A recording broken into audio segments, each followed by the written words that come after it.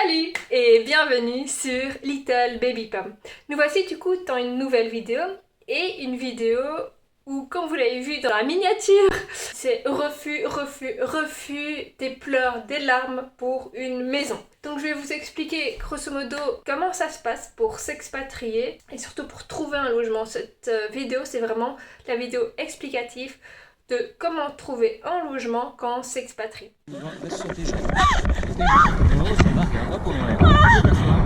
Il est où? J'ai demandé à Margot gentiment si je pouvais aller regarder la rediffusion du Grand Prix.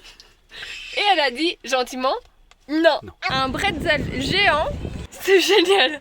Faut déjà se rendre compte que on a la difficulté de choisir d'abord est-ce qu'on prend le travail ou le logement. Parce que si on veut un travail, souvent on nous recale parce que justement on n'a pas le logement qui va avec et donc un point fixe. Si on veut d'abord un logement, on nous recale parce que on n'a pas de travail, faire en sorte qu'on puisse parvenir à payer le loyer chaque mois. Ici, je parle vraiment d'une location. La première difficulté qu'on a rencontrée, c'était vraiment en dehors de trouver l'endroit géographiquement parlant, etc.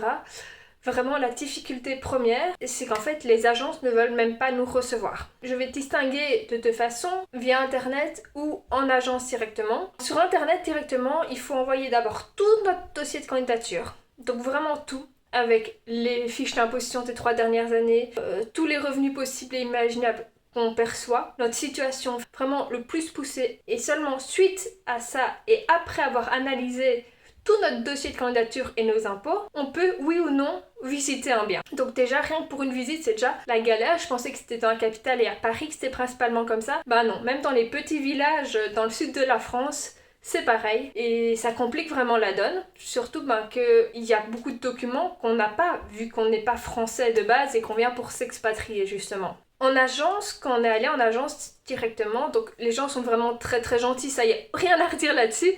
C'est vraiment la méthode pour trouver un logement. On nous a parfois dit qu'on pouvait revenir dans 1 an, après avoir passé 1 an en France, et alors qu'ils voudraient bien nous aider. Parce qu'alors, à partir de ce moment-là, on peut souscrire à la garantie des loyers impayés, qu'on ne peut pas faire si on n'est pas français.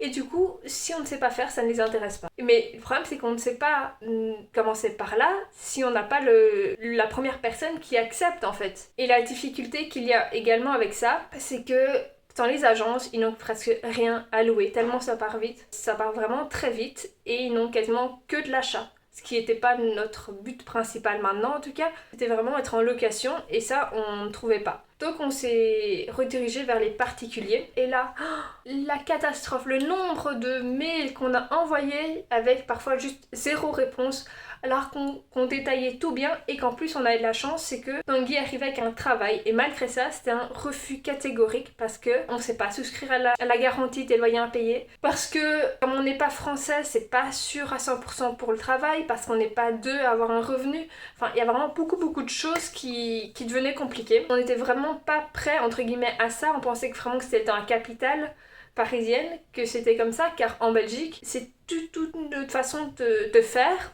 Mais voilà, ça c'est pas le sujet, mais on ne s'attendait pas à ça. Ce n'est pas pour comparer, c'est vraiment pour l'étonnement du refus catégorique quand on est arrivé. Après, on a eu énormément de chance, car dans tous les mails envoyés, etc., à un moment, il a fallu du bon mail envoyé au bon moment. Et en fait, on a envoyé ce mail et on est arrivé donc sur un couple de propriétaires qui, eux, s'expatrient également. Donc, ils connaissent les difficultés de l'expatriation et ils ont accepté notre dossier avec tous les documents qu'on avait, les fiches d'imposition, les garants, on avait tout.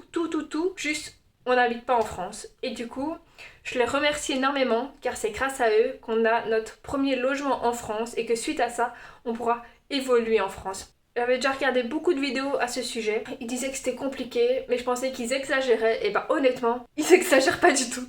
C'est vraiment compliqué, donc soyez prêts. Et surtout, vous allez en voir de toutes les couleurs. Ça va pas être chouette. Émotionnellement, ça va pas être évident. Un déménagement, c'est déjà pas facile. Un déménagement aussi loin, c'est pas facile non plus. Tant que ce soit pour soi, pour le couple, pour la famille, vu qu'ici il y a un enfant en plus, que pour la famille qu'on laisse ici, c'est pas facile. Ni pour eux, ni pour nous. Et c'est pas toujours facile à gérer non plus. Donc vous allez en voir de toutes les couleurs. Émotionnellement, ça va faire des montagnes russes. Une fois on y croit, une fois on n'y croit plus. Est-ce qu'il faut abandonner? Est-ce qu'il faut continuer? Il y a plein de questions qui passent par la tête tout le temps.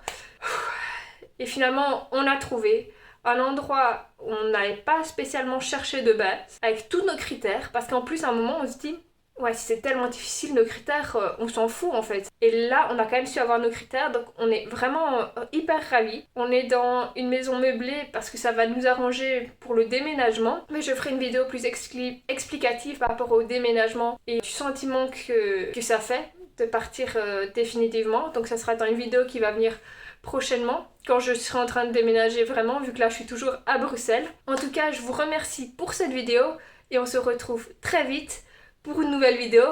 Et il va y en avoir plusieurs, des vidéos sur l'expatriation. J'ai déjà pas mal de sujets, des choses auxquelles je ne m'attendais pas, notamment payer les factures, etc., qui est totalement différent qu'en Belgique, vu qu'il y a encore l'échec. Je vous explique tout ça quand en plus on n'a pas de compte français. Donc c'est génial, où tout il faut un numéro de téléphone qu'on n'a pas encore. Je ferai une vidéo explicative, donc restez connectés, il y a du sujet. Je vous remercie pour ce visionnage et on se retrouve très vite pour une nouvelle vidéo. Prenez bien soin de vous. Salut!